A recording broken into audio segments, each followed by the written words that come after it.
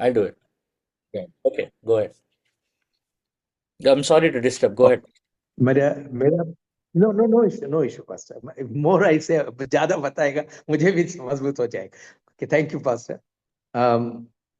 मेरे को जब भी वचन सुनने को शुरू किया, पहला मैं ट्रेडिशन से सच्चाई में प्रकट होने के बाद वचन को प्यास आया। जैसा वचन सुनते सुनते वक्त मैं रात भर ऑडियो ऑडियो में वचन सुनता था, और वो वचन सुनते समय इतना जोश आ रहा था कि मैं सोचा ये लाइफ वेस्ट नहीं कर पाए।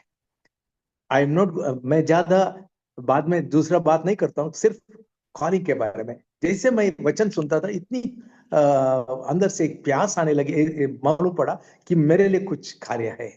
परमेश्वर ऐसा कैसे, हम क्या करूं इसको, हम एक कार्य में लगा सकते हैं। क्योंकि हमने कोई बात सुनता था वचन में, कभी लोगों तक पहुंच, गरीबों को या कोई बीमारियों को।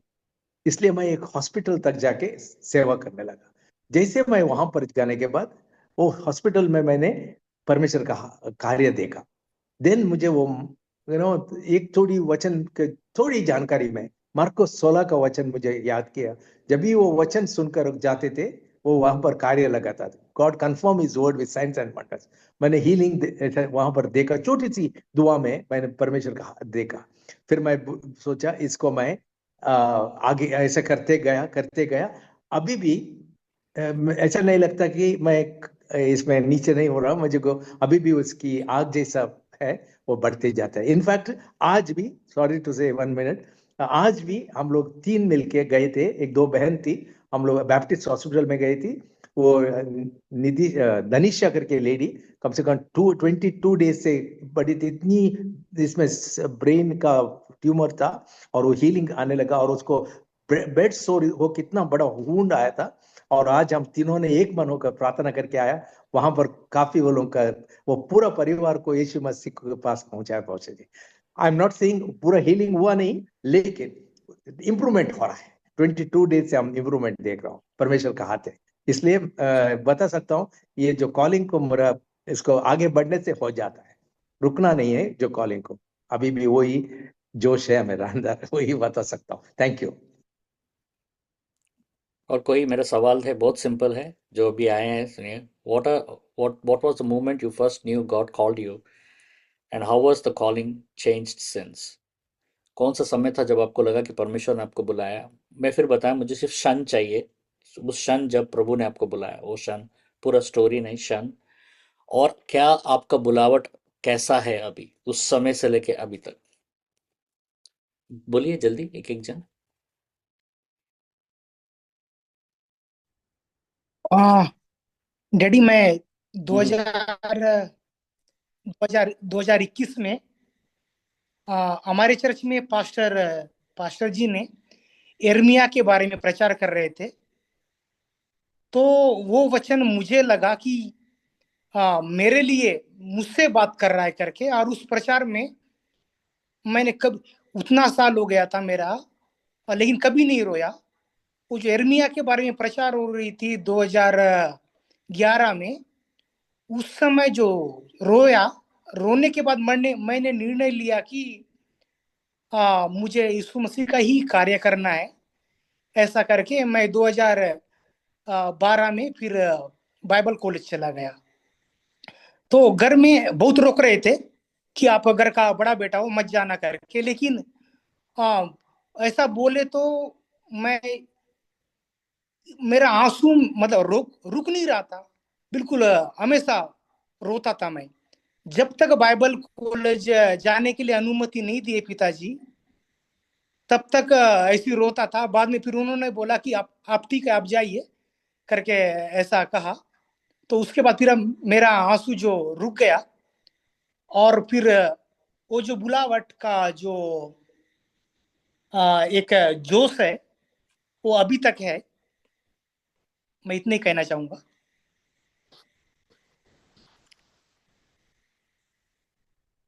और कोई बोलना चाहते हैं? प्रेस लॉर्ड डैडी, जय मसीह की। Praise the Lord. हाँ, तो मैं बताना चाहता हूँ। और मेरा बुलाहट को लेके, मेरा बुलाहट से पहले मैं उधर पाया हुआ नहीं था। तो 2010 में मैंने जब मेरा पढ़ाई में मेरा रुकावट हो गया था, 2011 में मैंने केरल जाने का निर्णय लिया। और मैं केरल जब गया था, जस्ट काम के लिए ही गया था। और वहाँ पे मैंने उद्धार पाया 2011 में। और उद्धार पाने के बाद मैं काम भी कर रहा था, और नियर बाय वहाँ पे एक चर्च था, मैं वहाँ पे अटेंड करता था। और उनका जो सर्विस था वो मलयालम में था। बट 2012 में मैंने बपतिस्मा लिया, घर आके बपतिस्मा लिया। बट वो टाइम जो था मेरे लिए बहुत टॉप टाइम था, और मेरा जिंदगी बदल गया था। क्योंकि उससे पहले मैं कई बार सुसाइड करने के लिए कोशिश किया था, कई बार मैं अपने आप को खत्म कर देने के लिए, क्योंकि परिस्थिति बिल्कुल बहुत था। और मैं एक मतलब क्या बोलूं, मेरा जीवन बहुत बर्बाद हो चुका था उस समय में। बहुत मतलब बहुत, क्योंकि मैं गुंडागर्दी लाइन में था, तमाम चीजों में डूबा हुआ था। तो मुझे लग रहा था मुझे जीने का कोई हक नहीं है, मैं योग्य नहीं हूँ दोबारा जीने के लिए। तो फिर भी मैं अपने आप को सांत्वना करते हुए 2011 में मैं केरल काम के लिए गया। और 2012 मतलब 11 के बाद जब मैं केरल में उद्धार पाया, और उद्धार पाने के बाद उद्धार कैसा पाया कि किताब में पढ़ा था, वो की टू द मिराकल कह के, इंग्लिश में, सॉरी ओडिया में एक किताब था, की टू द मिराकल, आश्चर्य कर्मों चाबी काठी बोल के। उस समय में वहां पे एक वर्ड लिखा था कि यीशु मसीह जरूरत से बढ़ के, जरूरत से बढ़ के। तो वो जो शब्द था मेरे जीवन को बदलने वाला शब्द था। तब मैंने धीरे धीरे धीरे धीरे मेरा दिल में, उसके बाद मैं कुछ भी कर रहा हूँ तो मेरा मन नहीं लग रहा था, खाली रोना रोना रोना। और खाना पीना बिल्कुल बंद हो गया था। मेरे साथ मेरे मामा का बेटा था जो थोड़ा बहुत प्रभु यीशु मसीह के बारे में जानते थे। और उसके बाद वो भी चाहते थे कि सेवकाई करने के लिए, बट मेरा बिल्कुल ऐसा इच्छा नहीं था। लेकिन 2012 में बपतिस्मा लेके जब मैं दोबारा काम के लिए आया, उस समय में मेरा गांव वाले, मेरा घर वाले, तमाम लोग की ओर से बहुत रुकावट हुआ था। और 2012 ये अप्रैल महीना में लगभग संडे का दिन था। संडे का दिन सर्विस के बाद लगभग दोपहर 2 बजे संडे सर्विस का खाना पीना खा के जब मैं प्रार्थना करने के लिए बैठा था, मेरा लाइफ का पहला वो एक सब जब मैं धीरे धीरे बढ़ रहा था, तब मैं लिटरली प्रभु का जो क्रूस का दर्शन को पाया। तब भी मुझे समझ में नहीं आया था कि प्रभु मुझे बुला रहे हैं कह के, क्योंकि मुझे ऐसा सिखाने वाला कोई नहीं था। और मैं करीबन 2:15 ऐसे प्रार्थना शुरुआत बैठा था, लगभग 6-7 बज गया था, मुझे पता नहीं चला। खाली मैं रो रहा था, और वो बहता हुआ लहू, प्रभु का घाव, वो क्रूस, पूरा तमाम चीज दिखाई दे रहा जो मुझे पूरा बिल्कुल अंदर से तोड़ डाला था। वो मेरा टर्निंग पॉइंट था। क्योंकि मैं बपतिस्मा तो ले लिया था, प्रभु को पाया बोल के, उद्धार पाया बोल के, लेकिन उतना रियलिटी में नहीं गया था। फिर भी मैंने माइंड में नहीं, जब सेकंड टाइम मेरे साथ ये हुआ, तब मुझे अंदर से एक आवाज आने लगा कि कहीं ना कहीं प्रभु मुझे बुला रहे हैं उसके सेवकाई के लिए कह के। और तब मैंने बाइबल ढूंढने के लिए कोशिश किया। तब एक वहाँ पे एक पास्टर थे जिनको मैंने शेयर किया कि मुझे एक बाइबल चाहिए कह के। तब उन्होंने मुझे एक ओडिया का नया टेस्टमेंट ला के दिया। और उसके बाद फिर मेरे को जब उसको मैं पढ़ने लगा, तो दिल से अगुवाई होने लगा कि तुझे और जानना है, और जानना है, प्रभु को और जानना है, और जानना है, और जानना है, क्योंकि तुझे अलग किया गया है, ऐसा आवाज आने लगा। तब मैं 2012 जून महीना में वही केरल में एक बाइबल कॉलेज को मैं ढूंढ के वहां पे मैं पढ़ाई करने के लिए गया। तब से लेके प्रभु का सेवक है मैं। दोबारा ये इसी साल दोबारा सेम थिंग मेरे साथ, ये पिछले महीना सेम थिंग फिर से मेरे साथ रिपीट हुआ, क्योंकि मैं कुछ विषयों लेके बहुत कमजोर पड़ रहा था। और जब मैंने प्रार्थना किया, प्रभु मैं चाहता हूँ कि मेरे उसको मुझे रेस्टोर करे बोल के, तो सेम हुए, सेम उसी प्रकार वो क्रूस का सामर्थ्य का, यीशु का दर्शन, क्रूस के ऊपर का पूरा वो बहता हुआ लहू फिर से दोबारा मेरे पास रिपीट हुआ। तब से लेके अभी तक ऐसा ही, जो जो सबका जैसा जैसा अगुवाई हुआ था, अभी तक ऐसा ही चल रहा है। Praise God. ये आप लोगों का जो जो आप लोगों का जो स्टोरीज है ना, ये बहुतों को प्रभावित करता है कि परमेश्वर बुलाया, आप लोग सब छोड़ छाड़ के चले गए, घर परिवार नौकरी सब छोड़कर प्रभु प्रभु प्रभु करके जो आप लोग जो जी रहे हैं ना, तो ये साधारण जीवन नहीं है। ये सबसे नहीं होगा, सब नहीं कर सकते। सब पूरी तरीके से छोड़कर प्रभु के ऊपर निर्भर होकर जो आप लोग जीते हो, तो this is a very big testimony.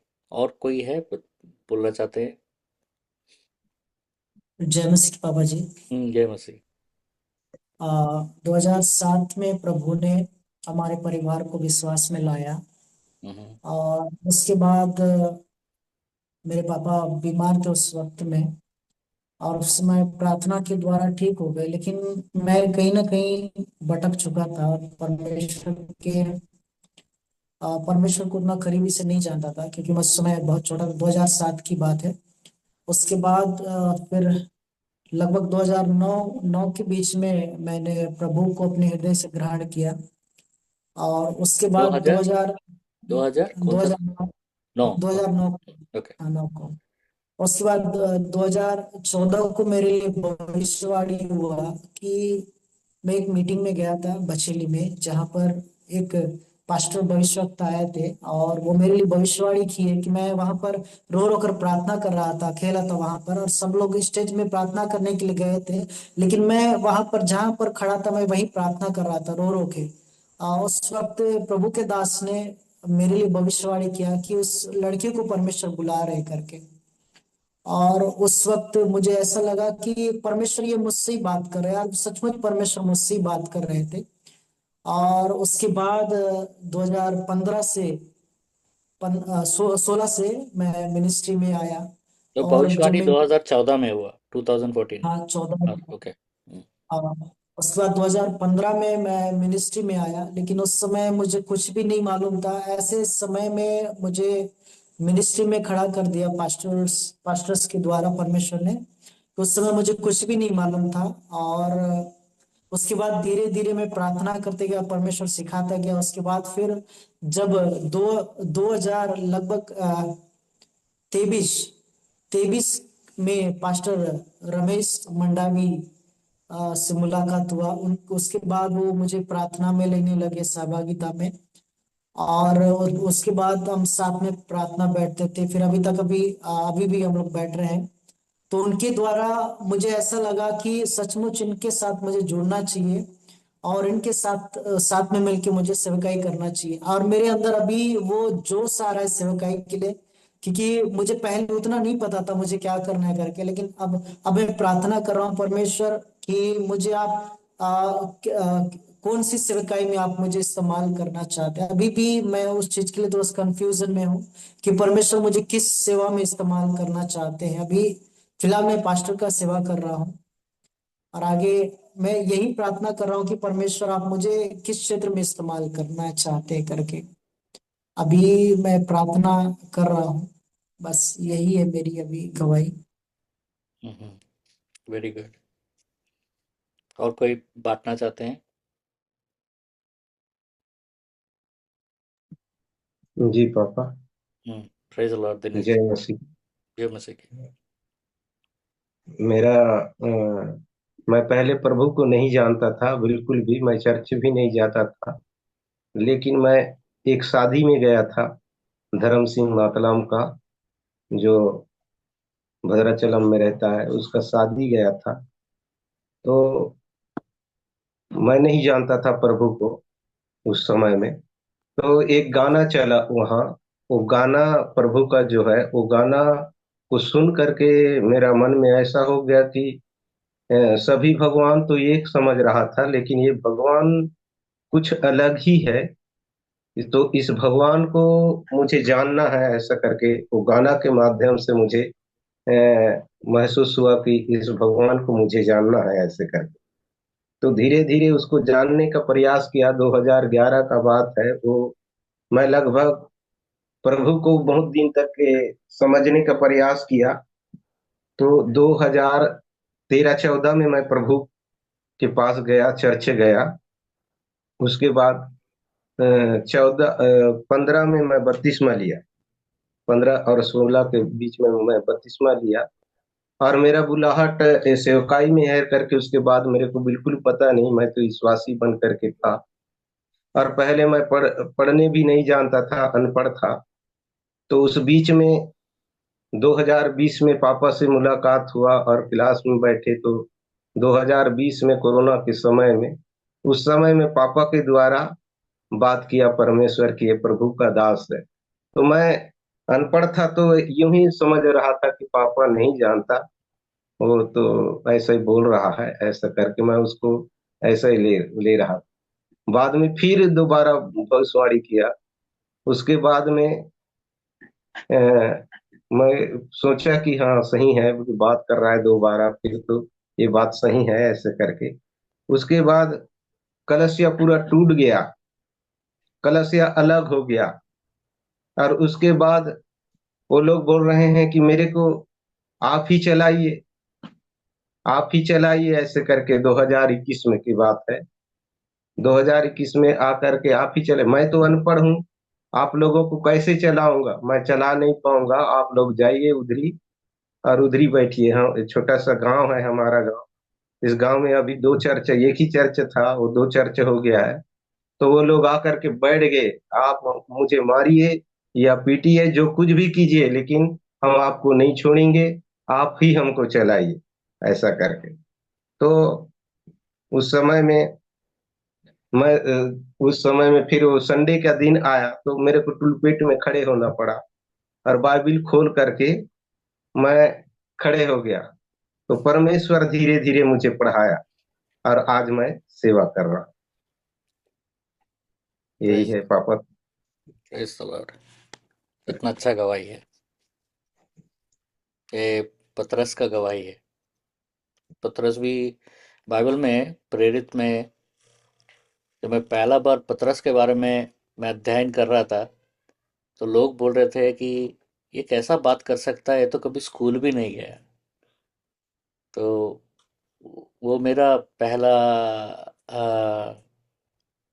मतलब बाइबल, उसके ऊपर में मैं पहला बहुत लिखा और बहुत प्रचार किया। तो प्रेज गॉड, प्रेज गॉड। और कोई है जो बताना चाहते हैं कि कैसा?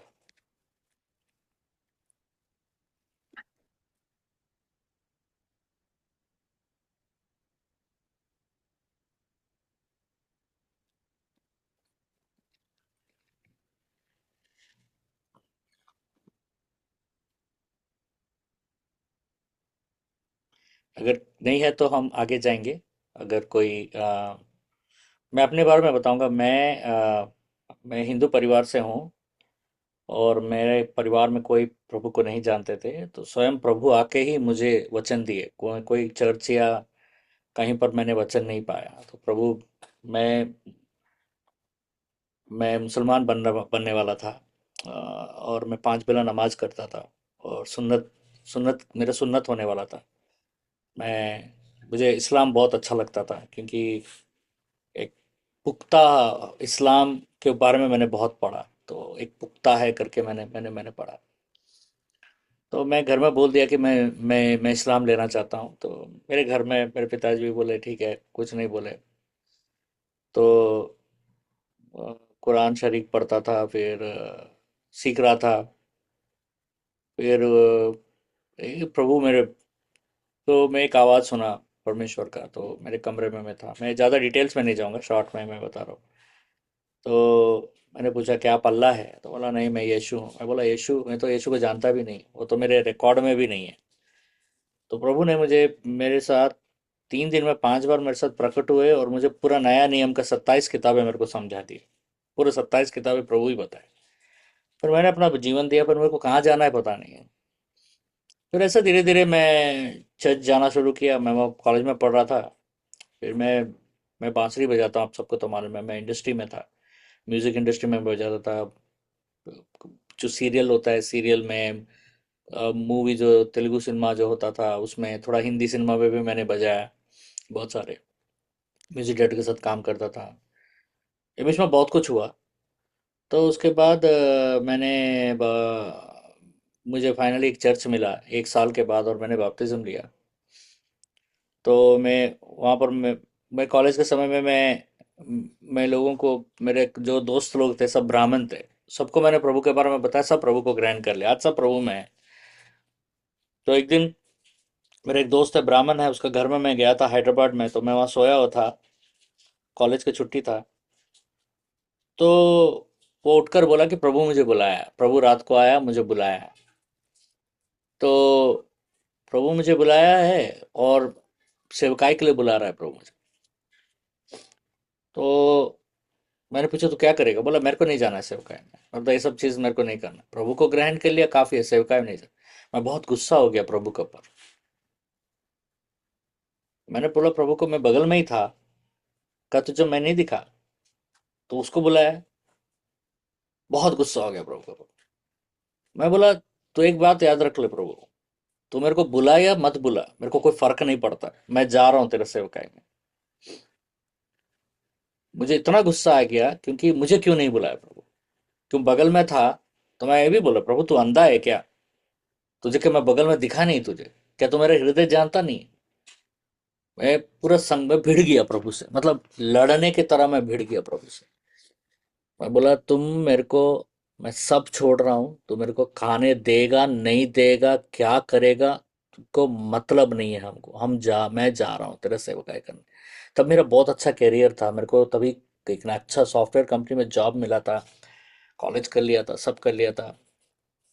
तो मैं सब तैयारी कर लिया, और मैं बोला मैं जा रहा, मेरे को ये फ्लूट वूट नहीं बजाना है, मेरे को तेरे सेवकाई करना है, मेरे को जाना है, रास्ते में जाना है, पेड़ के नीचे सोना है, सड़क के ऊपर सोना है, मेरे को घर घर में जाकर मेरे को तेरा सुसमाचार देना है, गांव में जाना है, तेरा सुसमाचार प्रचार करना है, वो लोग मेरे को पत्थर मारे, मैं मार खा के मेरे को वापस, मतलब ऐसा था जुनून मेरा कि मैं इतना बाइबल पढ़ता था कि मतलब बाइबल पौलुस का जीवन में जो बहुत प्रभावित करता था। मतलब मैं, मुझे मार खाना है, मुझे ये करना है, मुझे मुझे जिल्लत सहना है तेरे लिए, मुझे मुझे तेरा बारे में प्रचार करना है। तो मैं आया था, तो यूहन्ना पढ़ रहा था, मैं यूहन्ना ऐसा पढ़ रहा था, तो चौथा अध्याय से परमेश्वर ने जो बात, मुझे ज्यादा वचन से बात करता है परमेश्वर, और सपना दर्शाती से बात करता है परमेश्वर। आप आप अपना गवाही बोल रहे हैं, परमेश्वर उससे बात कर रहे हैं। तो हमारे यहाँ पर बहुत बड़े प्रभु के, अभी भी इंडिया में बहुत बड़े प्रभु के दास है वो। अ, आपके छत्तीसगढ़ उत्तीसगढ़ को हिला के चले गए वो, रवि रॉयल करके, पास रवि रॉयल। तो मैं उनके पास, वो तभी उतने बड़े प्रभु के दास नहीं थे वो, तभी वो मेरे उम्र के होंगे वो उस समय में, 40 50 45 ऐसा। मेरे दोस्त का भैया था, मैं उनके पास गया, मैं बोला भैया क्या है, इसका मतलब क्या है। बोला अरे प्रभु तेरे को बुला रहा है। हाँ, आप यकीन नहीं करोगे, उनके घर से मैं अपना पूरा सामान सब छोड़ दिया, मैं जहां पर मैं रहता था, अभी भी मैं गया नहीं गया, वहां से गया, मेरे जेब में जो भी पैसा था उससे मैंने एक जनरल टिकट खरीदा ट्रेन का, और जो ट्रेन जा रहा था मेरा गांव खड़गपुर, मैं टॉयलेट के बगल में सोकर मैं आ गया, जो आ गया सो आ गया, आज मैं आ गया बस। वैसा आके मैं जब खड़गपुर में उतरा, तो मैं, परमेश्वर ने बोला तू प्लेटफॉर्म के स्टेशन का ऊपर देख। मैंने देखा, वो बोला क्या पढ़ रहा है, मैं बोला खड़गपुर। बोला मैं तुझे राजा बनाऊंगा, तू शासन करेगा इस शहर के ऊपर में, मैं तुझे, कुछ नहीं था मेरे पास, कपड़े भी नहीं थे। फिर मैं पिताजी के घर गया, ऐसा ऐसा ऐसा ऐसा करके इतना दूर तक आ गया, कैसे आ गया मेरे को भी नहीं मालूम, बस वो लेकर आ गया। तो ये था मेरा मेरा बुलावट पर। बहुत कुछ हुआ बीच में, बहुत बहुत कुछ था, वो सब बताने जाऊंगा तो बहुत टाइम हो जाएगा, लेकिन मैं कुछ 5 चीजें बताऊंगा आपको आज, बहुत इंपॉर्टेंट है बुलावट के बारे में, और हमारा बुलावा कहाँ पे उसके बारे में। सबसे पहला, God's calling is not a suggestion. परमेश्वर का जो बुलावा है ना, वो कोई सलाह नहीं है। आएगा क्या सेवकाई में, सलाह नहीं है वो प्रकाशन है। इट इज रेवलेशन, हमेशा याद रखिए। द कॉल ऑफ गॉड, परमेश्वर का जो बुलावा है ना, वो कैरियर नहीं है। जैसा बोलेगा ओ इंजीनियर बन गया, डॉक्टर बन गया, नौकरी मिल गया, वो कैरियर है। परमेश्वर का बुलावा कैरियर नहीं है, समझ रहे? परमेश्वर का बुलावा जो है वो कोई कैरियर नहीं है। तुम चुनते नहीं हो। कैरियर और बुलावा में अंतर क्या है मालूम, बता रहा हूं। कैरियर तुम चुनते हो, तुम चुनोगे कि मैं को डॉक्टर बनना है, मेरे को इंजीनियर बनना है, मेरे को ये बनना है। लेकिन यहां परमेश्वर तुमको चुनता है, समझ रहे हो? तो चुनाव नहीं है, मेरे को बनना है नहीं, परमेश्वर तुमको चुनता है। सैमुअल को देखो, सैमुअल तो पहचानने भी नहीं पाया परमेश्वर का आवाज। Samuel was unable to even recognize God's voice, but God was calling him. लेकिन सैमुअल पहचान नहीं पाया, तो इसका मतलब ये नहीं कि परमेश्वर रुक गया, परमेश्वर उसको बुला ही रहा था। ये होता है बुलावा। Even if you don't understand, God keeps calling you. परमेश्वर तुमको बुलाते ही रहेगा।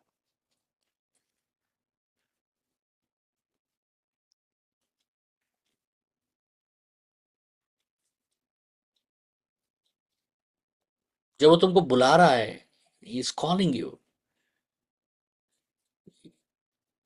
It may not be loud. वो बुलावा एक एहसास है जो अंदर में आवाज आ रहा है। वो एक जैसा, अरे नौकरी मिल गया, मिठाई उठाई बट रहा, ये बट रहा, वो बट रहा, अरे बहुत बड़ा, ऐसा नहीं है। जब बुलावा आपको आता है ना, तो सबसे पहला चीज क्या होता है ना, आप अपने आप को तिरस्कार करते हो। वो एक तिरस्कार के स्थान से आपको उसके बुलावे को स्वीकार करना पड़ता है। अब a calling is always answered from a place of denial. अगर आप अपने आप को तिरस्कार नहीं करोगे ना, तो वो बुलावे को पकड़ नहीं पाओगे आप।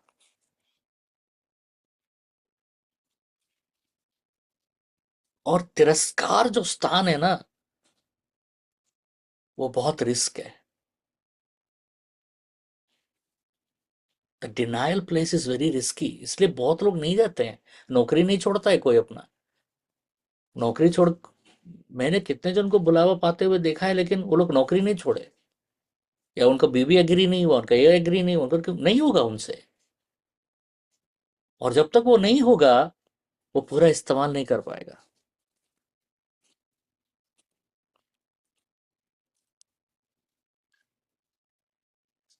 क्योंकि कॉलिंग जो है ना, बुलावा जो है, वो ऑप्शनल नहीं है।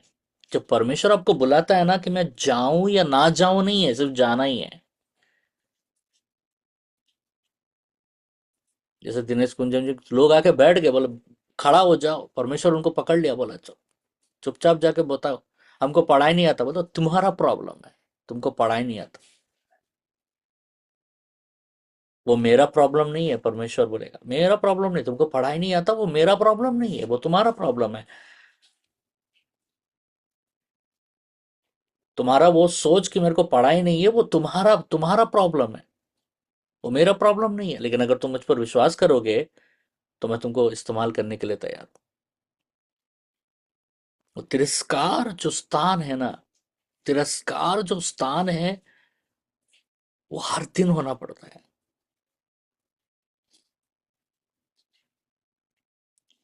समझ रहे हैं? बैंक बैलेंस नहीं है हम लोग के पास, कोई सेविंग नहीं है। मेरी पत्नी रात को बता रही थी, कुछ भी नहीं है हमारे पास, कोई सेविंग नहीं है, बैंक बैलेंस नहीं है, पैसा नहीं है। फिर बोलते हमारे पास तो सबसे बड़ा वाला धरोहर है हमारे पास, यीशु मसीह। हमारे अकाउंट को अगर हमारे हमारे हमारे हमारे अगर बैंक बुक को अगर छानोगे ना, तो तो 200-300 से ज्यादा नहीं मिलेगा आपको। लेकिन हमारे जीवन में छानोगे ना, तो धरोहर मिलेगा, धरोहर।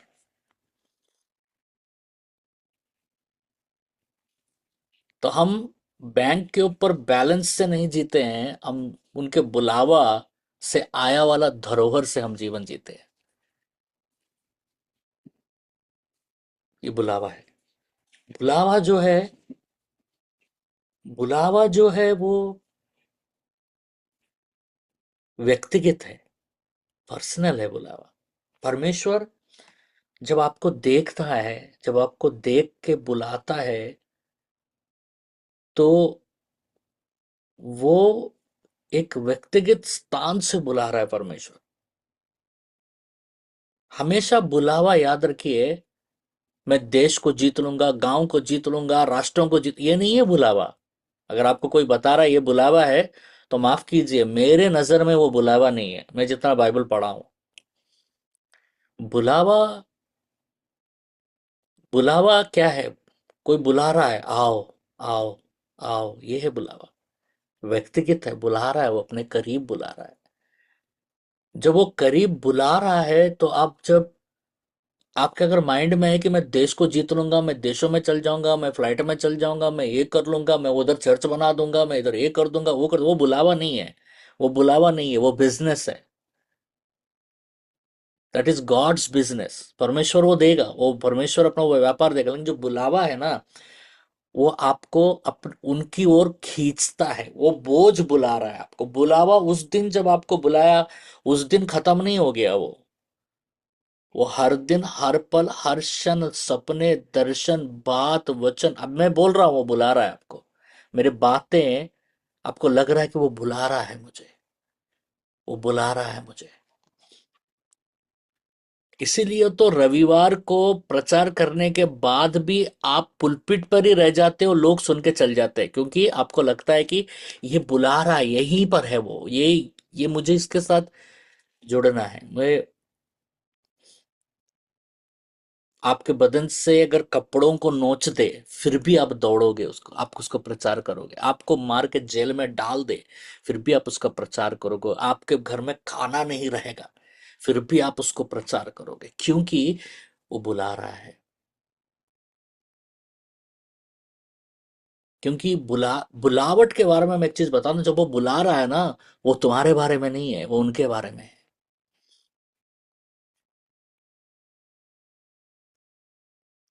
कैसा उनके बारे में है?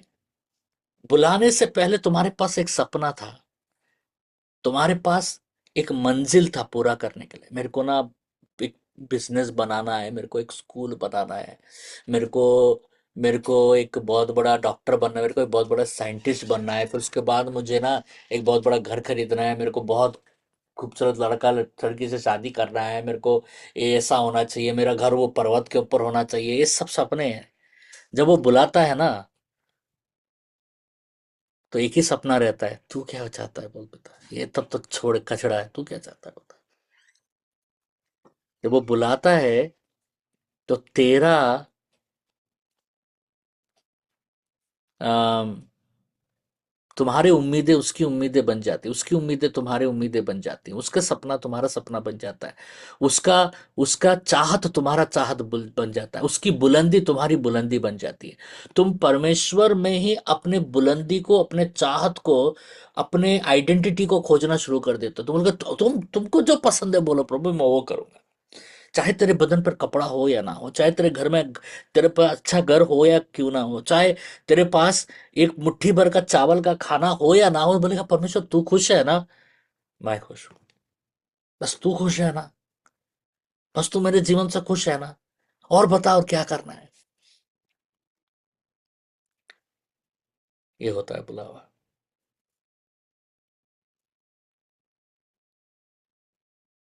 बुलावा एहसास नहीं है, बुलावा उसका दिल का धड़कन है।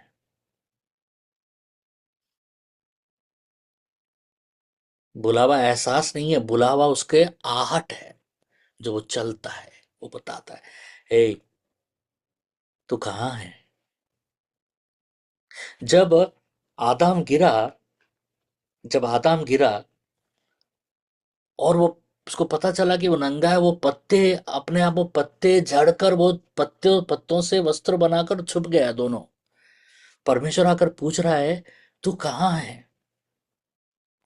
परमेश्वर ये नहीं पूछा तूने क्या किया, what did you do Adam. God is asking, where are you Adam. That is the gospel, that is the calling. तूने क्या किया, ऐसा क्यों किया तूने, ऐसा नहीं पूछा। कहाँ है तू, कहाँ छुपा पड़ा हुआ है तू, क्यों, कहाँ है तू, आ मेरे पास, कम टू मी।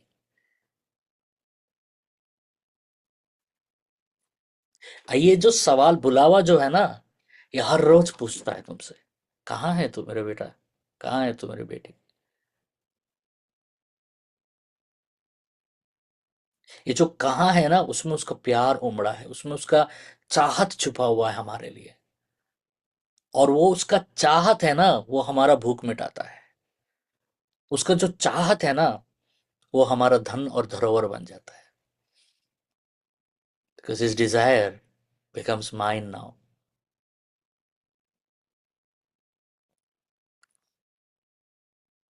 अभी दीनू गाना गाता है,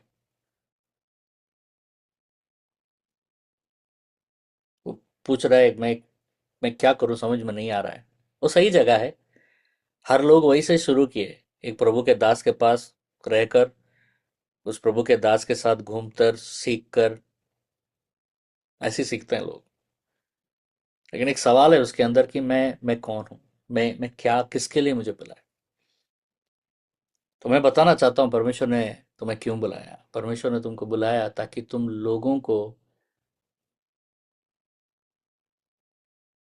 लोगों के अंदर में परमेश्वर के चाहत को बढ़ा सको। ये है तुम्हारा बुलावा।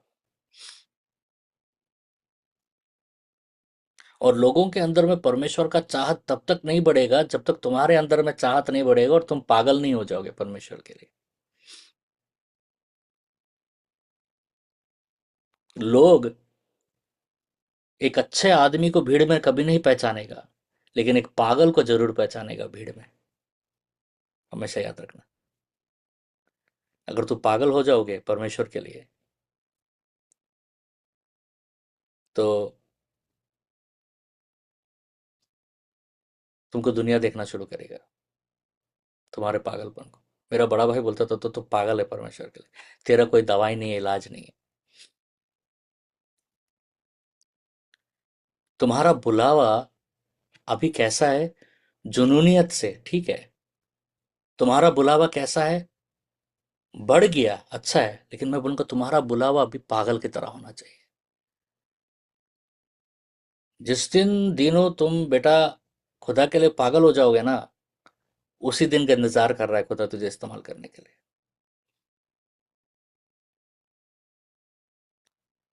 उसको ना अच्छे लोग जरूर, उसको अच्छे लोग नहीं चाहिए, उसे पागल लोग चाहिए, जो अपने कपड़े खोलकर नंगा नाचे। उसे ऐसा लोग चाहिए।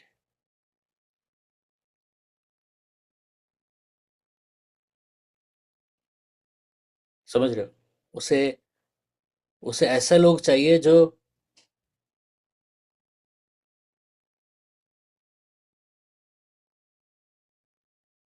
उसके लिए कुछ भी कर सकता है। ऐसे लोग नहीं चाहिए उसको।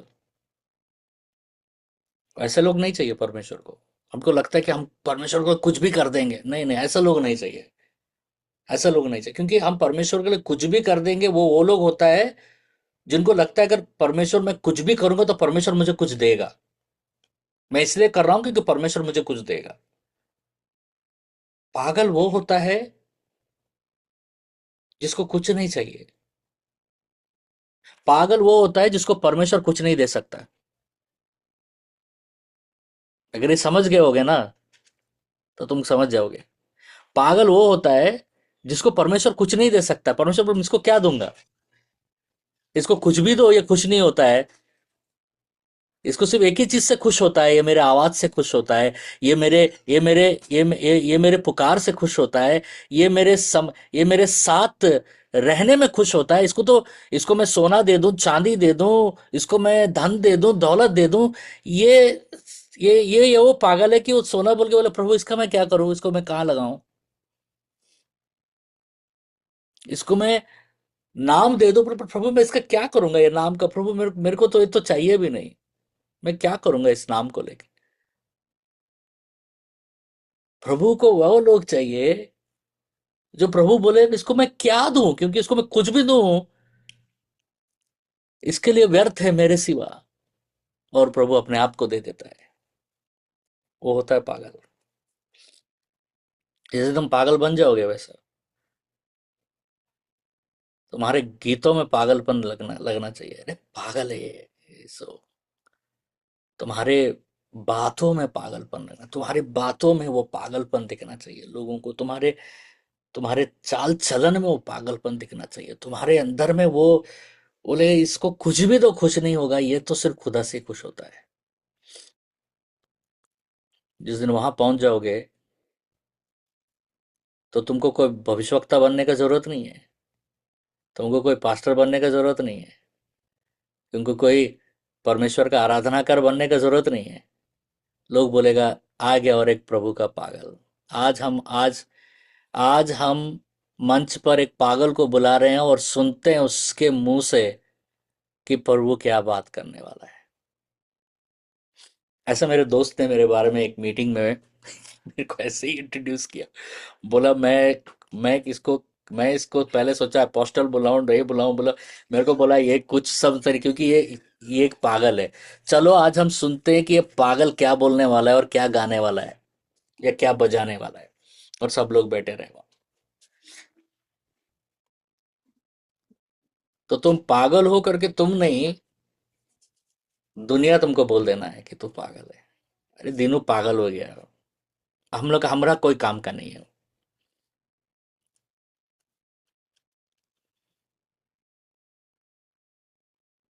तो सटिया गया है। अब हमारा कोई काम का नहीं है। इस संसार का कोई काम का नहीं है। जब दाविद दाविद जब अदुलम गया था तो पागल बनकर गया था वो। उसका कोई काम नहीं था। और वहां जैसा अदुलम गया वहां पर उसने वो लोगों से मिला जो दुनिया में जिस दुनिया दुनिया जिसको पागल और मरण ठहरा दिया था। और दाऊद उन्हीं लोगों को लेकर अपना सेना बनाया, पराक्रमी सेना। क्योंकि जब पागल लोग मिल जाएंगे ना, जब सारे पागल लोग एक जगह हो जाएंगे ना, तो बेदारी आ जाएगा, रिवाइवल आ जाएगा। क्योंकि रिवाइवल ना अच्छे लोगों से नहीं आ सकता है। रिवाइवल प्रार्थना करने वाले लोगों से नहीं आएगा। रिवाइवल पागल लोगों से आता है, जिसको कुछ समझ में नहीं आता है परमेश्वर को छोड़कर। वैसा बन जाओ कि तुमको पैसे के बारे में बताओ तो बोले हमको क्या करना है सीख के। तुमको फैशन के बारे में बताओ, हमको क्या पड़ा है फैशन, हमको फैशन से क्या मतलब है। कौन क्या जूता पहनता है, कौन क्या कपड़ा पहनता है, हमको क्या मतलब, हम तो हमको खुदा से मतलब है।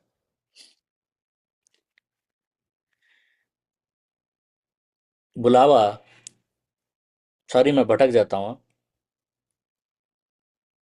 अ, कोशिश करता हूँ नहीं भटकने के लिए, लेकिन जब भी परमेश्वर का बात सुनता हूँ ना तो मैं भटक जाता हूँ, मैं खो जाता हूँ। मैं वापस आ रहा हूँ। सबको ऐसा लगता है कि बुलावा हमेशा वैसे ही रह जाएगा। जब प्रभु ने मुझे पहले बुलाया अभी वैसा है, नहीं, बुलावा कभी ऐसा नहीं। बुलावा अ, एक असाइनमेंट है। बुलावा है कि परमेश्वर बोलेगा तुमको हीलिंग मिनिस्ट्री या वर्शिप। मुझे हीलिंग मिनिस्ट्री में बुलाया परमेश्वर। अभी भी हीलिंग्स होता है, डिलीवरेंस है, सब सब वो सब। लेकिन मुझे हीलिंग से कोई इंटरेस्ट नहीं है। कोई हील हो या हो, मेरे को कोई फर्क नहीं पड़ता। मुझे वो मिनिस्ट्री नहीं चाहिए। उसके बाद प्रोफेटिक्स ये होने लगा। मैंने बोला मेरे को नहीं चाहिए प्रभु, प्रोफेटिक्स नहीं चाहिए मेरे को पसंद नहीं है। प्रोफेटिक भविष्यवाणी ये सब मेरे को पसंद। वो कहते भविष्यवाणी होता है बहुत। बहुत लोग रोज कोई ना कोई मैसेज करता है कि आपने वो भविष्यवाणी किया, वो समय में ये सच हुआ, वो सच हुआ, वो सच हुआ। रोज मैं सुनता हूँ उसके बारे में। पता है मैं क्या करना चाहता हूँ? मैं सिर्फ एक बांसुरी लेके परमेश्वर के पास रात दिन बैठकर बजाना चाहता हूँ, बस यही मेरे को चाहिए, और कुछ नहीं चाहिए। मैं हमेशा अपने बच्चों को बताता हूँ कि तुम लोग एक बार सेटल हो जाओ ना, तो मैं सब छोड़ दूंगा। इस सेवकाई, प्रचार सब छोड़ दूंगा। और मैं अपना बांसुरी लेकर रात दिन प्रभु के शरण में बैठकर बात बात करता हूँ। सिर्फ मेरे को सिर्फ बस वही है मेरा। मैं सिर्फ एक आराधना करना चाहता हूँ उनका। लेकिन परमेश्वर मुझे वहां पर रखा नहीं। मैं जब भी मैं वहां से शुरू किया, लेकिन प्रेस जलते जलते जलते जलते आज यहाँ तक पहुंचा हूं कि मेरा बुलावा 2 रात पहले परमेश्वर से मैं रात भर बात कर रहा था। परमेश्वर मेरे पास आए और बोला कि बहुत लोग मेरे पास आ रहे हैं, बहुत लोग अमेरिका से और बहुत सारे देशों से मेरे पास लोग आ रहे हैं। पता नहीं अचानक एक कुछ हो रहा है कि लोग पास्टर्स ज्यादा आ रहे हैं सीखने के लिए। आपके उम्र के बहुत सारे रमेश या हुआ दीनू, इस उम्र के बच्चे लोग बहुत आ रहे हैं सीखने के लिए। तो परमेश्वर ने मुझे बताया कि मेरे हृदय के बारे में बताओ। ये 2 दिन पहले का बात है। 2 दिन रात भर मैं परमेश्वर से यही चीज बात कर रहा था। तो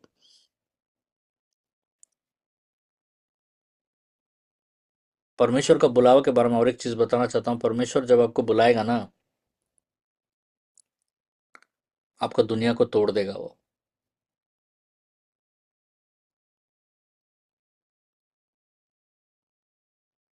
कोई हिसाब नहीं रहेगा आपका।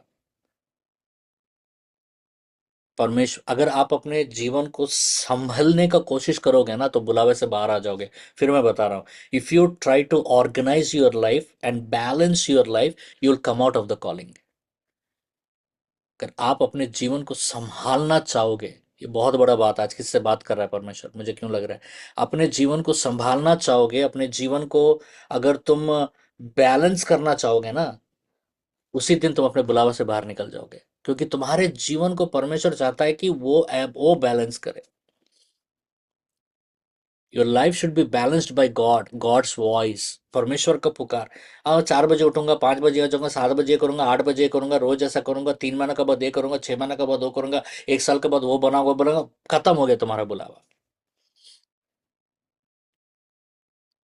परमेश्वर तुमको तुमको हीलिंग मिनिस्ट्री में बुलाया, और अभी आके परमेश्वर बोलेगा मेरे को नहीं लगता, मेरे को मेरे मैं तुमको इस्तेमाल नहीं करूंगा हीलिंग्स में। तो हमको क्या बोलना चाहिए? आपका मर्जी प्रभु, आप जो करना चाहते करो। और मैं नहीं चाहता कि तुम और गाने वाले मिनिस्ट्री तुम्हारा खत्म हो जाएगा। परमेश्वर बोलता है, याद रखना, हाँ। और कुछ लोग जो नहीं सुनते हैं ना, बोलते नहीं मैं तो गाए गाऊंगा, मेरे तो गाने में मेरा प्रसिद्धि हो गया, परमेश्वर हीलिंग मिनिस्ट्री में मेरा प्रसिद्धि हो गया, भविष्यवाणी में मैं प्रसिद्धि हो गया, मैं उसको नहीं छोड़ सकता अभी मैं। वहीं पर लोग गिर जाते हैं। बुलावे के पहले कि आपको पता था कि आप किसके लिए बुलाए गए हो, तो बुलावे के बाद आप क्यों कंट्रोल कर रहे हो उस बुलावे को? बुलावे को कभी कंट्रोल नहीं करना चाहिए, बुलावा आपको कंट्रोल करना चाहिए। क्योंकि बुला कौन रहा है? परमेश्वर बुला रहा है। परमेश्वर बदलना चाहे आपको, तो बदलने के लिए तैयार होना चाहिए। हमेशा याद रखो, परमेश्वर में बहुत अच्छे से इस्तेमाल होना चाहते हो, तो बदलने के लिए तैयार हो जाओ।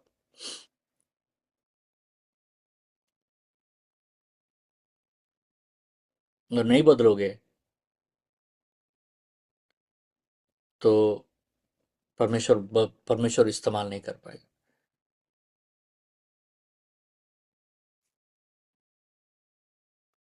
परमेश्वर सब कुछ छोड़ देने बोलेगा।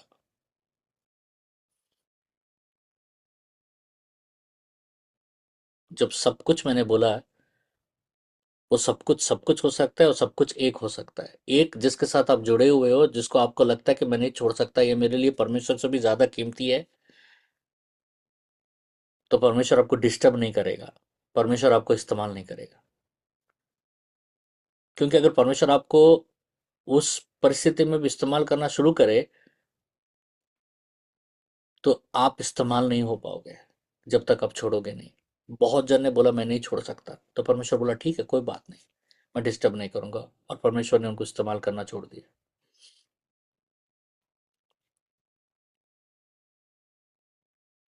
माता पिता ही नहीं, बहुत कुछ छोड़ने बोलेगा परमेश्वर। माता पिता तो छोड़ना आसान है, बीवी बच्चों को छोड़ने बोलेगा परमेश्वर, पति को छोड़ देने बोलेगा परमेश्वर, अपने आप को छोड़ देने बोलेगा परमेश्वर, पदवी को छोड़ देने बोलेगा परमेश्वर, घर को छोड़ देने बोलेगा परमेश्वर, जाके गांच के नीचे रहो बोलेगा परमेश्वर।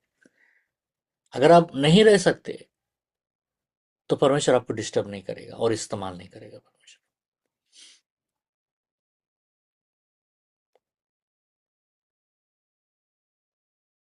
डिस्टर्ब नहीं करेगा परमेश्वर। नहीं प्रभु, चले जाओगे तो परमेश्वर परमेश्वर इस्तेमाल करेगा।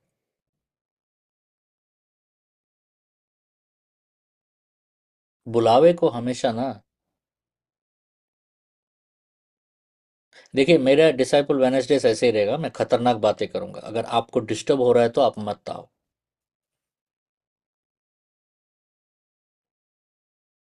मैं बहुत खतरनाक बातें बताऊंगा, बहुत खतरनाक, जो आपके रूह को चीर कर फाड़ देगा।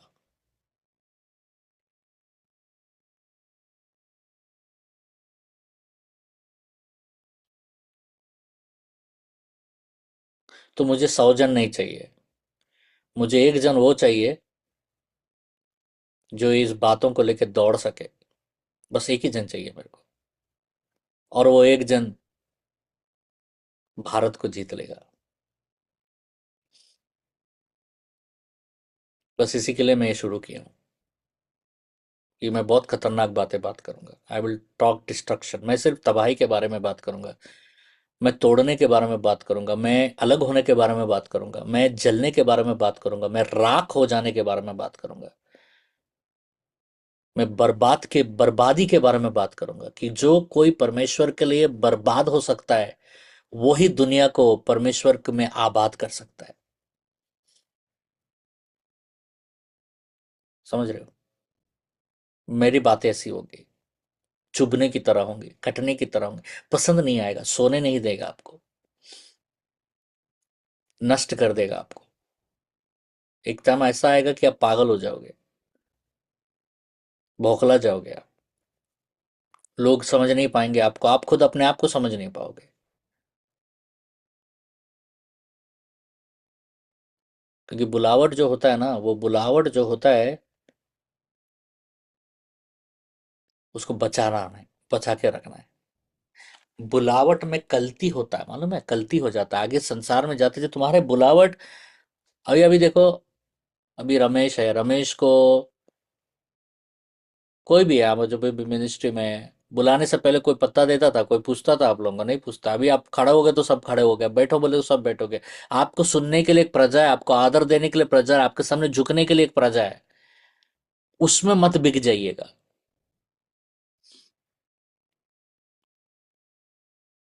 अपने बुलावट को उस सम्मान में मत बेच दीजिएगा। Don't sell your calling to that respect.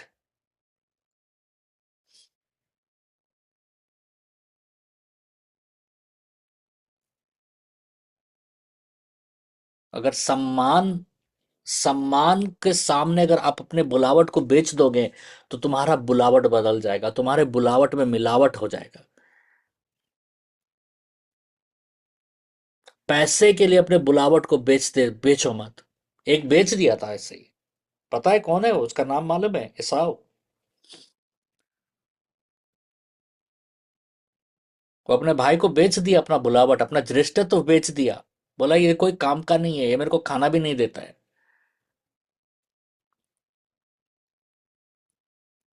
तो अपने बुलावट को बेचिएगा मत। सम्मान के लिए, पैसे के लिए, आदर के लिए, परिवार के लिए, अपने आप के लिए, क्योंकि वो एक पवित्र चीज है। अपने मोहल्ले के बाहर निकलकर एक बार चल कर आओ और देखो वहां पर कितने जन को परमेश्वर ने बुलाया है। सिर्फ तुमको बुलाया परमेश्वर। तुम्हारे पूरे मोहल्ले में, तुम्हारे शहर में कितने लोग होंगे जो परमेश्वर के द्वारा बुलाए गए हैं? सबको तो नहीं बुलाता है परमेश्वर। परमेश्वर सबको नहीं बुलाएगा, क्योंकि परमेश्वर को मालूम है कि ये कर नहीं पाएगा। इसलिए वो परमेश्वर अपने बुलावट को व्यर्थ नहीं करेगा। क्योंकि एक पास्टर का, एक सेवक का जो बल है ना, वो उसके चर्च से नहीं होना चाहिए। कितने लोग उसको पहचानते हैं उससे नहीं होना चाहिए, कितना पैसा उसके पास है उससे नहीं होना चाहिए। ये सब तो आएगा जाएगा। उसका बल, उसका बल होना चाहिए उस पुकार को वो रोज सुन पाए। वो एक दिन ही नहीं, आज परमेश्वर ने मेरे को बुलाया, वो नहीं, रोज मुझे बुलाना है परमेश्वर। मुझे उस पुकार को रोज सुनना है। मुझे उस वो पुकार मुझे वो पुकार अगर वो पुकार तुझे चीर नहीं रहा है, तो सोचना कि तेरे जीवन में वो पुकार का ताकत कम हो गया है। अगर वो पुकार तुझे तबाह नहीं कर रहा है, तो सोच लेना कि वो पुकार का ताकत कम हो गया। If that call is not destroying you, then think that the call is no more powerful in your life, because something is hindering. कुछ रोक रहा है। परमेश्वर का पुकार हर बार तुझे तबाह करेगा, हर बार तुझे चीरेगा, हर बार मांस और हड्डी को विभाजित कर देगा परमेश्वर। It would cut that bone and the marrow, it would do that, because that's the voice and the call of God. अगर वो पुकार तुमने आज नहीं सुना तो जाकर सर पीटो परमेश्वर के पास, बोलो मुझे कुछ तो रुकावट है कि मैं सुन नहीं पा रहा। अगर तुमने कल नहीं सुना, अगर तुम 7 दिन हो गया नहीं सुना तुमने, क्योंकि हर दिन तुमको सुनना है वो पुकार। You have to hear that call every day. मैं 20 साल पहले सुना था, 15 साल पहले सुना था, मैं 7 दिन पहले सुना था, नहीं। अगर नहीं सुन रहे हो तो सो मत, तोड़ो अपने आप को, बोलो क्या चीज है परमेश्वर जो मैं क्यों की पुकार नहीं सुन पा रहा हूं। और अगर पुकार सुन रहे हो और वो पुकार तुझे, if that call has not destroyed you, if that call has not broken you, if that call has not ripped you apart, then something is hindering in your life. अगर वो बुलावट तुझे चीर नहीं रहा है, वो बुलावट तुझे तोड़ नहीं रहा है, वो बुलावट तुझे निचोड़ नहीं रहा है, वो बुलावट तुझे पश्चाताप की ओर नहीं खींच रहा है, वो बुलावट तुझे बता नहीं रहा है कि तू तू वो बुलावट कैसा होना चाहिए मैं बता रहा हूं, ध्यान से सुनो। अगर इसको लिख सके तो लिख लो। वो बुलावट ऐसा होना चाहिए कि तू संभाल नहीं पाए। That calling should be in such A way that you can not handle it.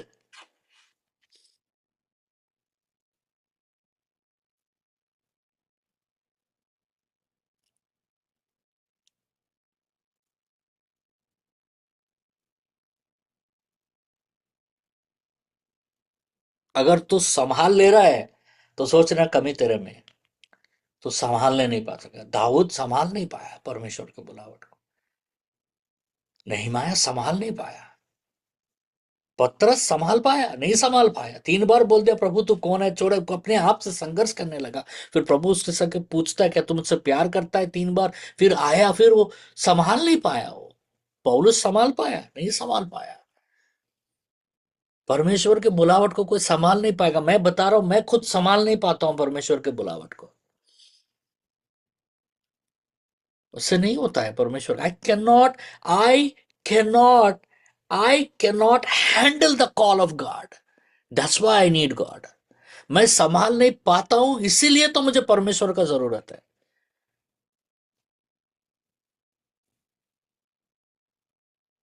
ये है बुलावट। कोई शक, कोई सवाल, और मैं बात नहीं करूंगा।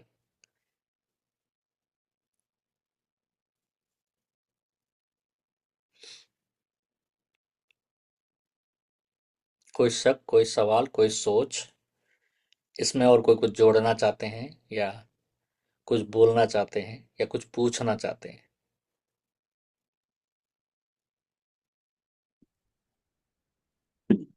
डैडी, आप एक बात जो बता रहे थे, जो कॉलिंग ऑफ गॉड पूरा हमें निचोड़ डालेगा या हमें पूरा पूरा तोड़ डालेगा कहते हैं, उसमें थोड़ा आपको एक उदाहरण के साथ थोड़ा और क्लियरली बताएंगे तो भी। तुमको कुछ लगता है कि तुम्हारा कुछ है?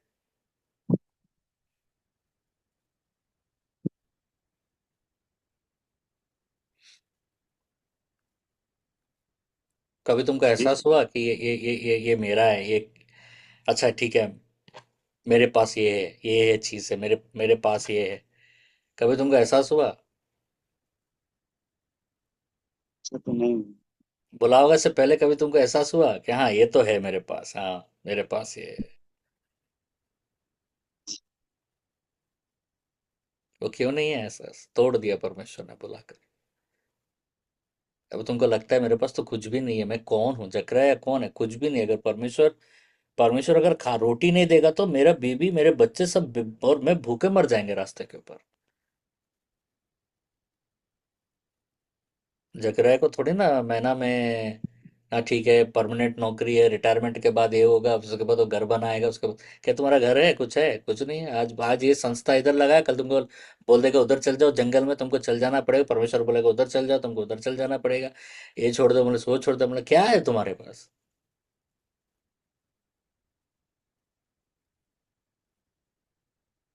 क्या बुलावा ने तुझे तबाही नहीं कर दिया? संसार में तुमको तो बर्बाद कर दिया बुलावा ने। तुम संसार में बर्बाद होगे, तभी तुम आत्मा में आबाद होगे।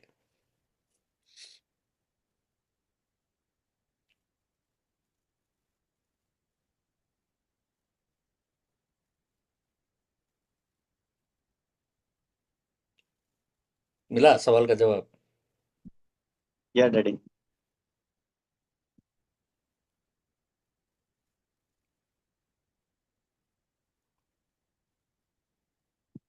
और कुछ पूछना है, बोलना है, जोड़ना है, कुछ है पूछिए। यस पास्टर, आई थिंक परमेश्वर यीशु मसीह ने भी जब 12 लोगों को चुनते वक्त यही सोच में चुने थे, क्योंकि उसके उसके टाइम पर बहुत लोग थे, फिर भी उनकी प्रार्थना में उसने जैसे लोग उनका देखा होगा आगे का, और चुनते वक्त भी ऐसा ही चुनकर 12 को ही चुन लिया, नहीं तो मतलब जीवन देने वालों को ही चुना था। और ये एक बात था। और एक दूसरा, अपने शुरुआत करते वक्त कहा जी, यीशु के अनपढ़ थे वो लोग, फिर भी बाद में एक वो लोग गांव के लोग बोलने लगे तो यीशु के साथ थे, है ना, क्योंकि अनपढ़ थे, लेकिन बाद में वो कंक्लूजन आ गया उधर, because they were with Jesus, है ना, वो एक। और एक है यहाँ पर 12 लोगों को यीशु मसीह ने खाली 12 को ही चुना था, जानता था बस वो लोग के द्वारा मजबूत करके उन लोगों को खत्म, अपना आप को खत्म करने। ये एक बहुत सुंदर एग्जाम्पल है आप ना, डिसाइपल का। पहले तो थैंक यू 12 को पास। चुना था, बाद में 70 को चुना परमेश्वर ने, 70 को चुना। हाँ, yes yes later on yes. God chose. फिर उसके बाद परमेश्वर ने कहा कि अगर हम यूहन्ना का सुसमाचार 17 का पढ़ेंगे तो परमेश्वर ने कहा कि वो लोग जो अभी अभी नहीं है लेकिन जो आने वाले हैं, तो परमेश्वर ने सबको चुना। परमेश्वर उनके बारे में बात कर रहा है जो हम लोग हैं, जो हमको बाद में परमेश्वर चुनेगा। हमारे लिए जॉन 17 में, यूहन्ना का 17 में परमेश्वर ने हमारे लिए पहले ही प्रार्थना कर दिया जब पृथ्वी पर थे प्रभु। पर या दैट्स राइट। और कोई कुछ बोलना चाहता है, जोड़ना चाहता है, पूछना चाहते हैं, पूछिए, समय है।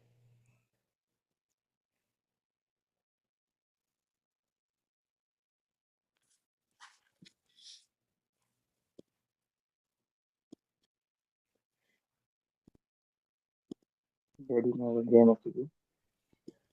जय मसीह की। आप जैसे बोलते गए ना कि वो मेरे लिए, मैं अंदर से ना पूरा रोज जितना जितना देर से आप बता रहे थे ना, उतना से मैं रो रहा था कि परमेश्वर मेरे लिए मुझसे बात कर रहा है। Praise the Lord.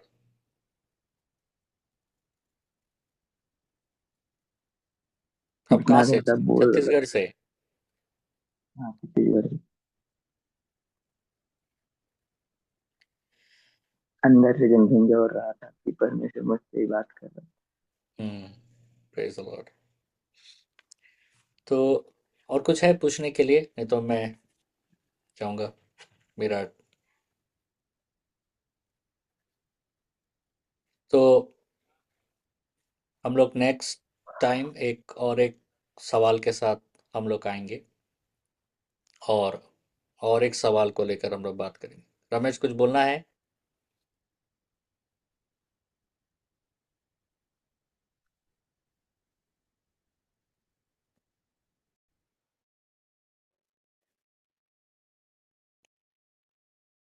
रमेश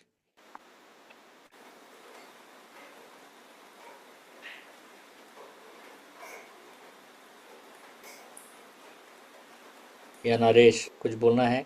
दोनों बेचारे, ये दोनों बहुत मेहनत करते हैं इस मीटिंग में। तो मैं कुछ भी नहीं हूँ। मैं तो बस बैकग्राउंड ये हूँ। मेन ये लोग दोनों हैं, पूरा ऑर्गेनाइज करते हैं मीटिंग ये। कुछ बोलना है आप लोग दोनों को? अनिया, मुझे पूछना है जो अभी आपने बताया कॉलिंग के बारे में इतना कुछ, तो मुझे मतलब मैं अपने लाइफ के बारे में बता रहा हूँ। तो मुझे इसको लेके मतलब ऐसा तो कन्फ्यूज़न नहीं रहना चाहिए, क्योंकि परमेश्वर का आत्मा कन्फ्यूज़न नहीं रखता है, क्लियर रखता है। लेकिन मुझे हमेशा इस बात को लेकर कन्फ्यूज़न रहता है कि मैं मतलब परमेश्वर के लिए उनके सेवा में मतलब क्या कर पाऊँगा। कभी मुझे लगता है कि मतलब मुझे जाके प्रचार करना है, कभी लगता है कि नहीं मैं इसके लिए नहीं हूँ, मुझे कुछ और करना है। तो मतलब हमेशा कन्फ्यूज़न रहता है बहुत,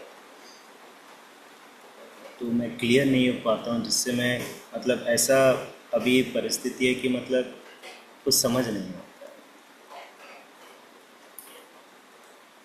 कंफ्यूजन क्यों आता है, वो है सवाल। कोई भी चीज़ में कंफ्यूज्ड हूँ। कंफ्यूजन हमेशा आता है जब हमारे पास दो चीज़ें हैं, हमारे पास दो चीज़ें या तीन चीज़ें हैं, इसमें से एक तो चुनने के लिए हमारे जीवन में कंफ्यूजन आएगा। मैं ये चुनूं या ये चुनूं या ये चुनूं या तीनों ना चुनूं, मैं और कुछ और चुनूं। लेकिन जब हमारे सामने सिर्फ एक ही चीज़ रहेगा तो हमको कभी कंफ्यूजन नहीं रहेगा। कंफ्यूजन को कंफ्यूजन आने का कारण वही है कि हमारे सामने बहुत चुनाव का हम रख लिए, बहुत कुछ रख लिया हम लोगों ने अपने सामने, उसी के लिए कंफ्यूजन आता है। और कोई भी कंफ्यूजन हम में से कोई अब दूर नहीं कर सकता तुम्हारे जीवन में। हम सिर्फ बता सकते हैं कि क्या है क्या सही से। इतने प्रभु के दासों का गवाही हमने जब सुना तो हमको पता चला कि क्रम क्या है, क्रिया क्या है, किस तरीके से प्रभु बुलाता है लोगों को। कभी कभी परमेश्वर बुलाता नहीं है, लेकिन परमेश्वर बुलावट में रख देता है। वो भी बुलाना भी, वो भी बुलाना ही। कभी कभी परमेश्वर जैसा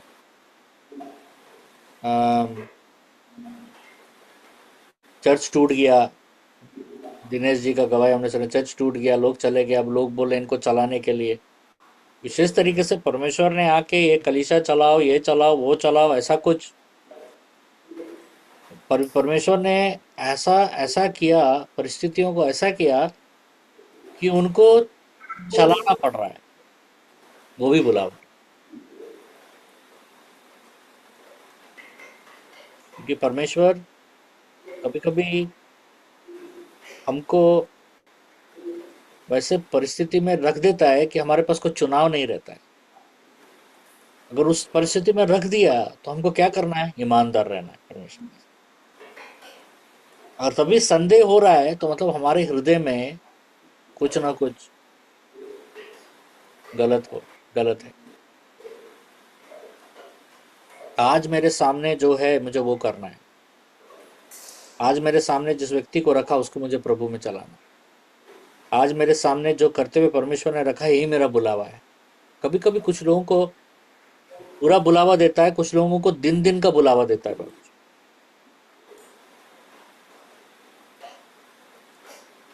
तो सबसे जरूरी जानना है कि हाँ, इनके साथ वैसा हुआ है, मेरे साथ क्यों ऐसा नहीं हो रहा है, कि मुझे भी वैसा ही होना चाहिए क्या?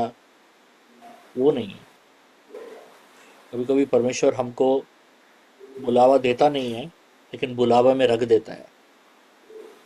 हमको स्पेशली कुछ बोलता नहीं है कि तू आओ, तुम करो, मत करो।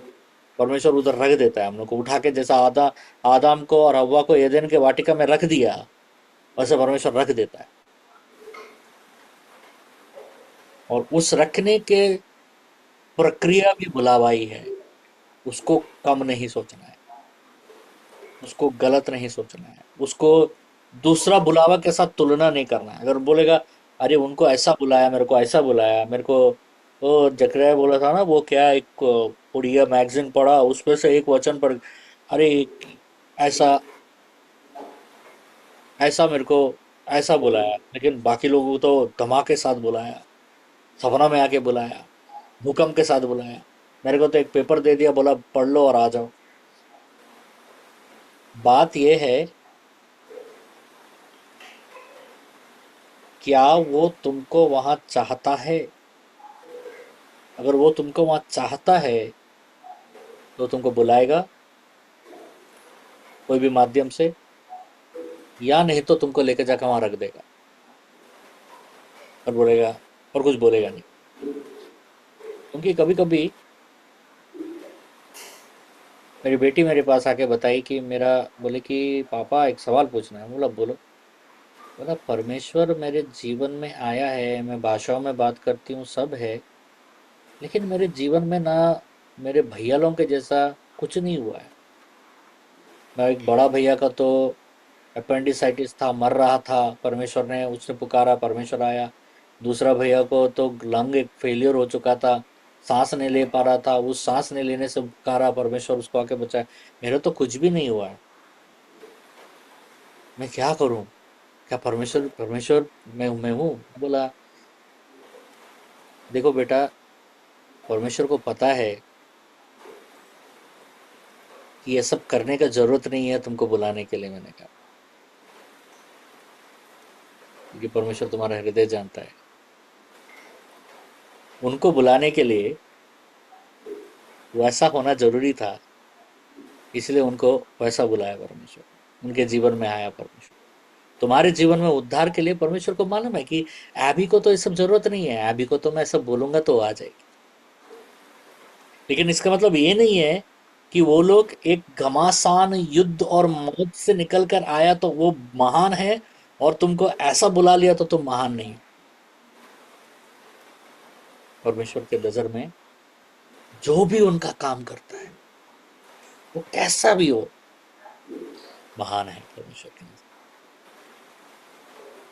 God honours that.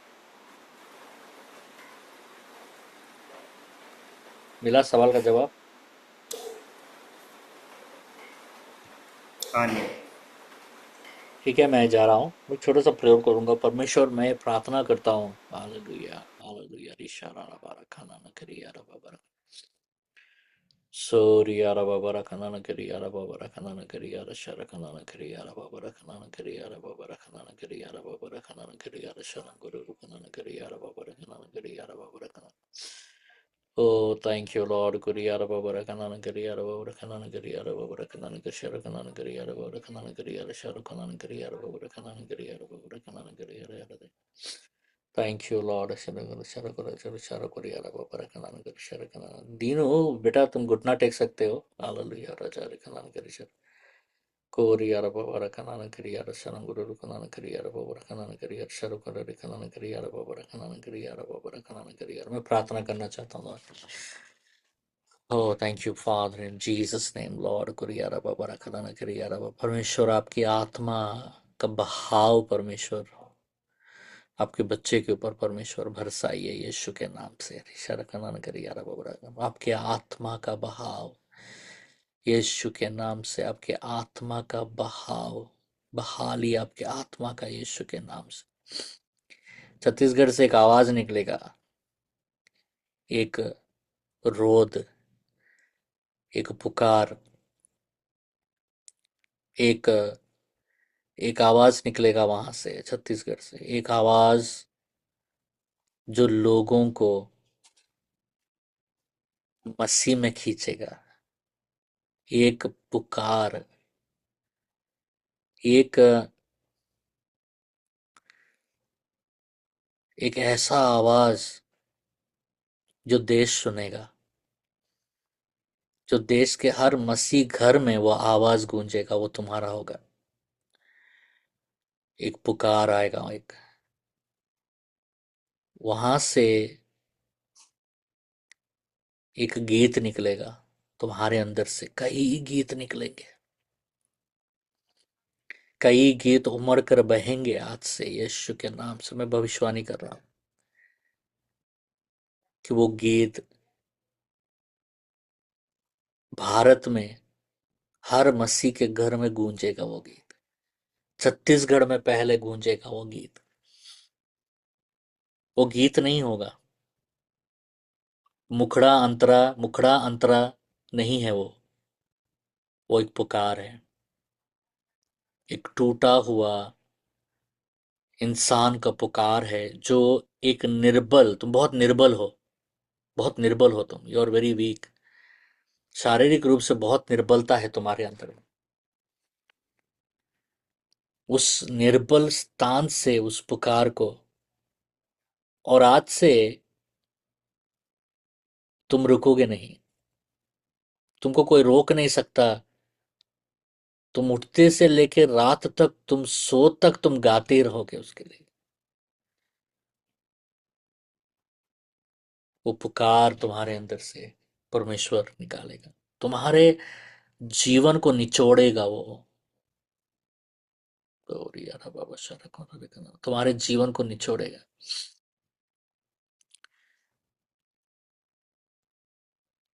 तुम प्रसिद्ध हो जाओगे, लेकिन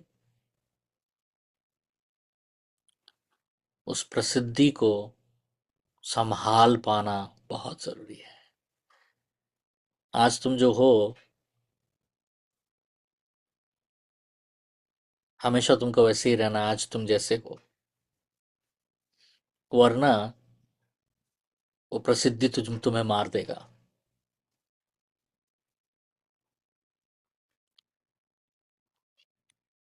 तुम्हारा आवाज कईयों को मौत से बाहर निकालेगा। तुम्हारा आवाज कईयों को रोशनी के बारे में बताएगा। तुम्हारा आवाज कईयों को, तुम्हारा आवाज मार्ग बनाएगा मसीह के लिए। तुम्हारा आवाज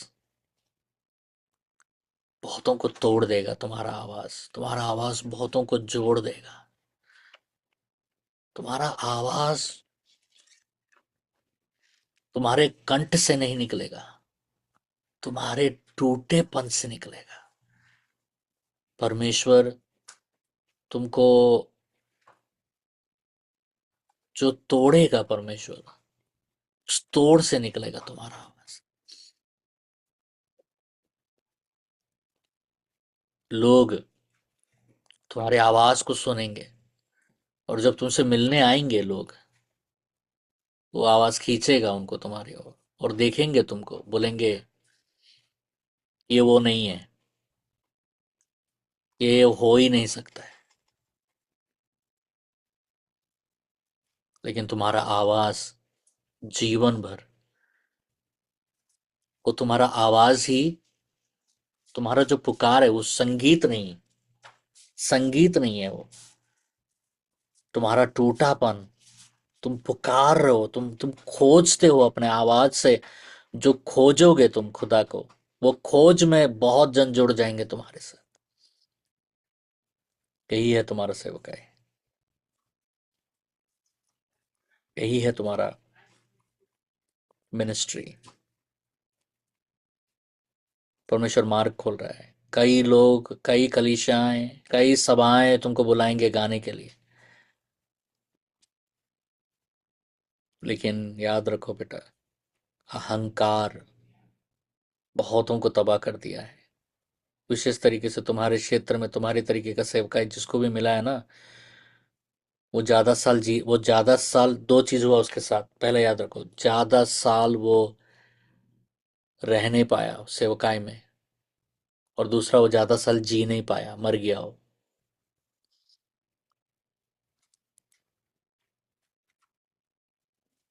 लेकिन अगर तुम नम्र रहोगे और सीखते रहोगे,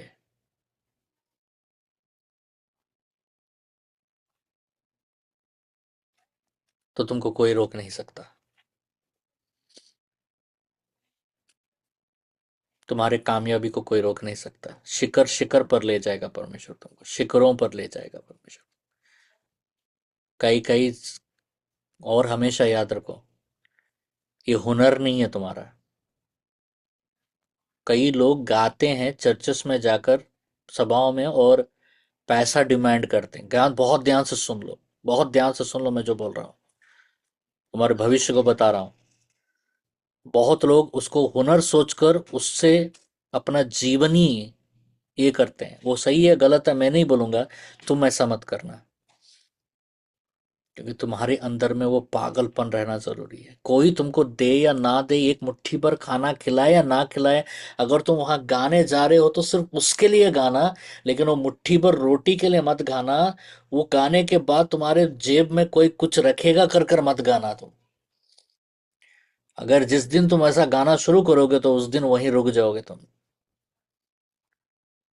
क्योंकि एनवलोप में तुम्हारे पास 5 या 1000 आ सकता होगा, लेकिन ज्यादा से ज्यादा 5,000 कोई देगा। जैसे 10,000 रुपया कोई दे सकता है, एक अच्छा बिरयानी खिला के तुमको खिला सकता है, लेकिन उस दिन जो जिस दिन तुम्हारा मन उसमें चला जाएगा, उस दिन तुम्हारा पुकार बंद हो जाएगा, तुम्हारा खोज बंद हो जाएगा, तुम्हारा जुनूनियत खत्म हो जाएगा उस दिन। उस खाने के लिए मत करना, ये हुनर नहीं है तुम्हारा, ये दान है उनका। ये हुनर नहीं है तुम्हारा। तुम अच्छा गा सकते हो, ये हुनर नहीं है। तुमसे भी अच्छे गाने वाले हैं, ये हुनर नहीं है तुम्हारा।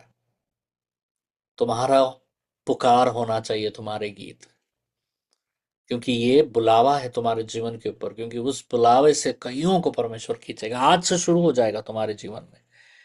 प्रभु तुमको शिखरों पर ले जाना शुरू करेगा, कई लोग तुमको बुलाना शुरू करेंगे, बहुत सारे स्थानों पर तुम बुलाओगे, गीत गाओ। तुम्हारा काम सिर्फ गीत गाना है। फिर बोलोगे मैं गीत गाया, मैं वचन भी बोलूंगा, नहीं। अभी मैं गीत गाया, मेरे को भी सम्मान चाहिए जो बाकी वचन लोगों को मिल रहा है, मुझे भी वो सम्मान चाहिए, नहीं। तुम एक पागल हो। तुम अपना काम करके निकल जाओ वहां से। बाकी तुम्हारा परिवार, तुम्हारा घर, तुम्हारा सब कुछ, तुम्हारा जो पिता है ना, जो स्वर्ग में बैठा है, वो तुम्हें सब कुछ दे देगा। उसे एक पागल का तलाश है जो उसके लिए गा सकता है, नाच सकता है, बगैर कोई शर्त के। सुनो, मैं फिर बता रहा हूँ। वो एक पागल को तलाश रहा है, और उसको छत्तीसगढ़ में मिला है। वो पूरा भारत में खोजा है।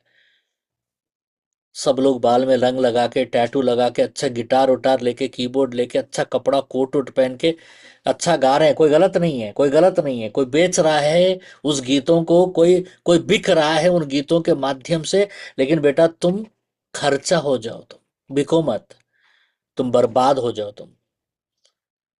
तुम बह जाओ, तुम नष्ट हो जाओ, तुम इस बुलावट में। तुम एक ही बात बोला, आज आज जो तुम बोलोगे ना वो स्थिर रह जाएगा। आज तुम जो प्रार्थना, मैं प्रार्थना कर रहा हूं, भविष्यवाणी कर रहा हूं, आज तुम जो बोलोगे, परमेश्वर परमेश्वर मैं ऐसा ही रहूंगा, परमेश्वर मुझे बदलना नहीं। अगर मैं बदलना का कोशिश कर रहा हूं तो मुझे तोड़ो परमेश्वर। ये प्रार्थना बहुत कम लोग करते हैं, लेकिन जो करते हैं ना वही लोग सरवाइव कर पाते हैं लास्ट तक।